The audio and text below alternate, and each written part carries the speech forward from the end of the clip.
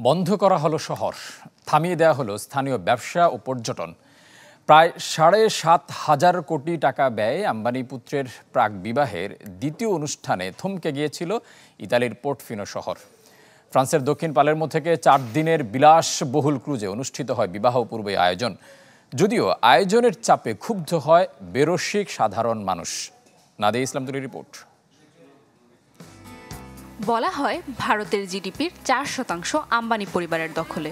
সমান্তালে ব্যবসা বৃদ্ধি আর পরিবারের নানা কর্মকাণ্ডে যখন নেটিজেনরা ব্যতিব্যস্ত, তখন ইতালির পুরো একটি শহর বন্ধ করে ছেলের বিয়ে পূর্বের অনুষ্ঠান সারলেন আম্বানি। অর্থের গরমে নরম হতে হলো ইতালি সরকারকেও। জামনগরের আলোক ঝলকানো উল্লাস এবার আছড়ে পড়ল ভূমধ্যসাগরের তীরের ইতালির পর্যটন শহর পোর্টফিনোতে। পুরো শহর বন্ধ করে চলল বলিউড মাস্তি। ভারতে ছেলের প্রাক বিয়েতেও খরচ করেছেন হাত খুলে প্রায় $১৫২ মিলিয়ন। ১২ জুলাইয়ের মূল অনুষ্ঠানের আগে সেরেছেন দুটি প্রাক বিবাহের আয়োজন। একমাত্র ওয়ালটন এসি দিচ্ছে 1 বছরের রিপ্লেসমেন্ট গ্যারান্টি এবং কম্প্রেসরের 10 বছরের গ্যারান্টি। ফ্রান্সের দক্ষিণ পালেরমো থেকে 4 দিনের বিলাসবহুল ক্রুজে অনুষ্ঠিত হয় বিবাহপূর্ব এই আয়োজন, যার জন্য আম্বানির গুনতে হয়েছে প্রায় ৭,৫০০ কোটি টাকা, যেখানে উপস্থিত ছিলেন হলিউড বলিউড সেলিব্রিটি সহ ১২০০রও বেশি অতিথি।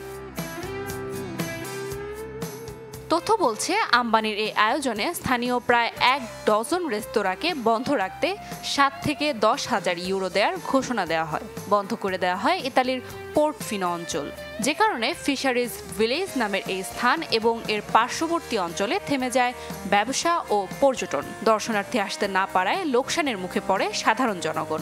ফলে বড় এই আয়োজন ঘিরে ক্ষোভ প্রকাশ করেন স্থানীয় বাসিন্দারা। সোশ্যাল মিডিয়ায় শুরু হয় তোড়জোড়। এত কিছুর মাঝে স্থানীয় জনগণের প্রতিবাদ হারিয়ে যায় অর্থ বৈভবের আড়ালে। হারাবেই তো।